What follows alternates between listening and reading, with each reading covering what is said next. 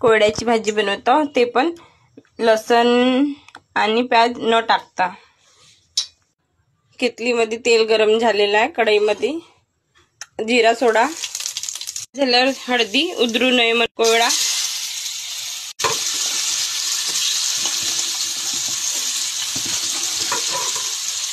तर मिक्स करून चांगला तेलामध्ये फ्राय होऊ द्या।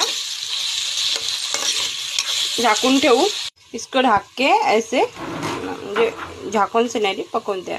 इकडे टमाटर आणि सांबार काटून ठेवायचा। आपण बिना लसणाची आणि बिना कांद्याची भाजी का बरं बनवतो, कारण आमच्या घरी गणेशजी आहेत, त्यांना भोग लावायचा आहे, म्हणून बिना लसणाची आणि बिना प्याजची भाजी। बघा आमचे गणेशजी चांगले आहेत का, कमेंट करून सांगा। खोलून म्हणजे उघडून चेक करून बघा, अजून थोडा वेळ फ्राय होऊ द्या। बघा असं तेल सुटल्यावर टमाटर घालून देऊ आपण। शिजले आहेत पूर्ण, टमाटर घालून देऊ। टमाटर घातली मी ना, बघा चांगलं परतून घेऊ, ढाकून शिजू देऊ। नमक डाले, चवीनुसार नमक। पहा टमाटर पूर्ण गलले आहेत, आता आपण तिखट पण सोडू, मग परतून घेऊ। तिखट तेलात चांगलं फ्राय होऊ देऊ। तशी पण आपली भाजी तयार आहे, तुम्हाला वाटलं तसं खा, मी हलका पाणी टाकते कारण तिखट थोडं शिजलं पाहिजे।